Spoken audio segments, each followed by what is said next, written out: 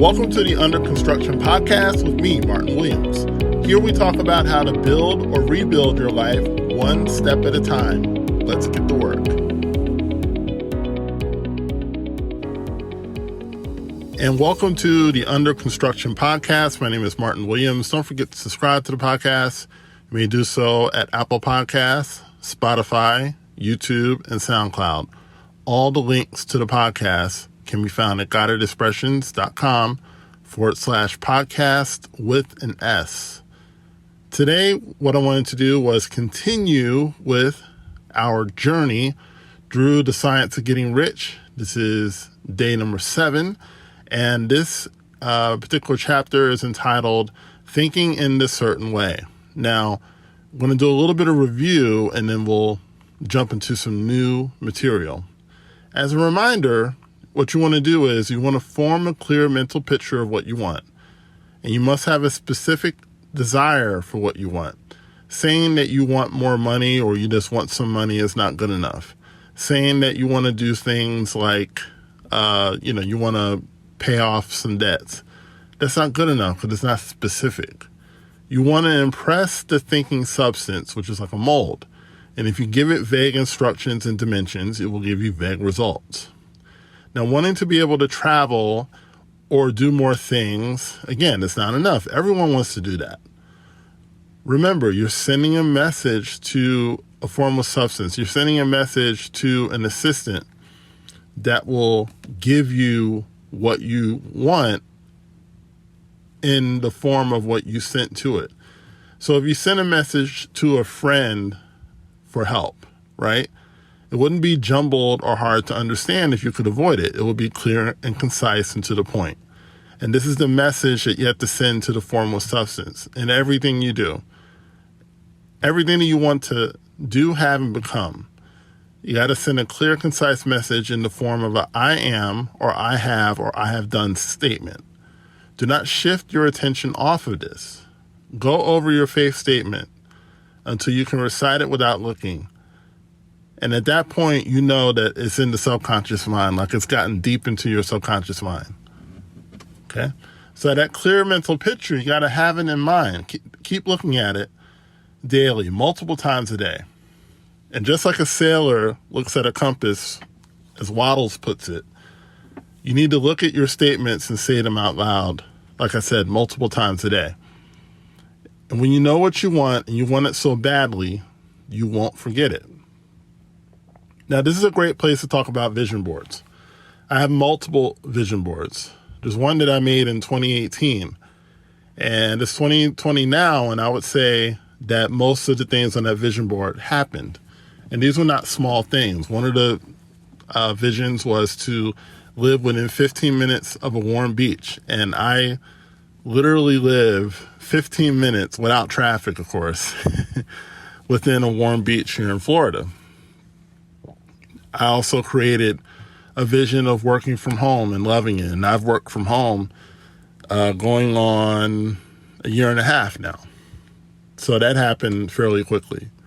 I've also been able to travel. I put travel on there. I have some specific personal things that have manifested. There's a couple things that I still want to do. But it's been amazing so far just to see things kind of happen. And I really did it without looking at it too much. I mean, I would say the first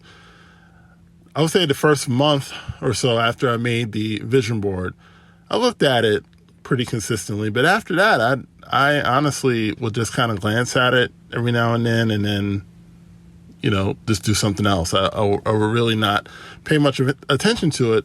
But sure enough, it happened anyway.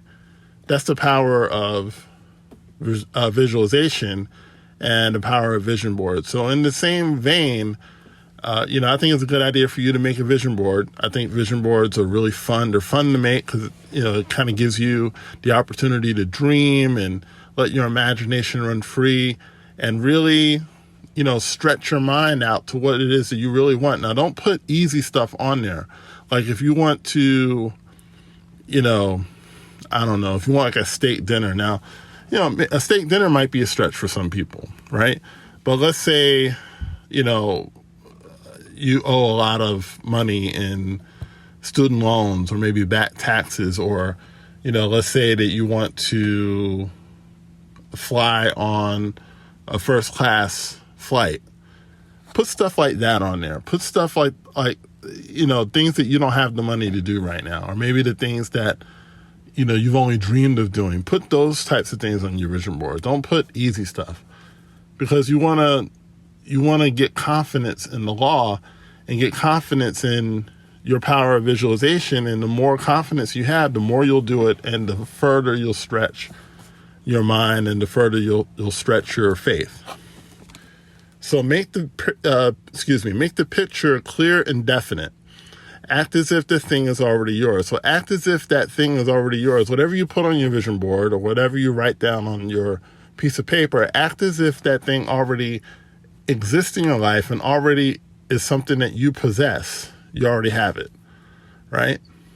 And take mental attitude of ownership in the picture. So don't just visualize a car or a house. See yourself driving the car. See yourself walking into and living in the house as the owner. See yourself successful in your business, and see yourself as someone who is the owner of your business. Don't just see yourself, don't just visualize having a business. There are a lot of people who have a business, but they don't have any money, right? There are a lot of people who have a business, but the business doesn't make any money. The business isn't serving people. You want to visualize yourself in the business, and visualize that business being successful as you being the owner, with you being the owner, I should say. Okay? So look at this like a job. And it is a job, because, it's going to take some work and it's going to take some time. But this is the type of job that will pay you far beyond any job can possibly pay you. The final part of the chapter has to do with holding to that faith statement.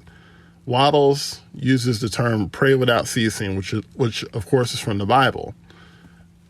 So Waddles says that faith and purpose separates the scientist from the dreamer. Okay, there are a lot of dreamers, but there's very few doers, and you want to be a doer at the end of the day. You want to be the person that actually manifests this stuff, that sees this stuff happen in his or her life. You don't want to be the type of person that sits around and dreams of a better life, but never gets to live it because they don't go all the way. They don't go all in. This is something that you want to go all in with. If you're going to really follow the principles in this book, go all in. Don't dabble. Don't play around with it. Go all in. Really commit to it. And you'll find that you're going to get results a whole lot quicker than the person who just dabbles. So I'm going to leave it at that for today.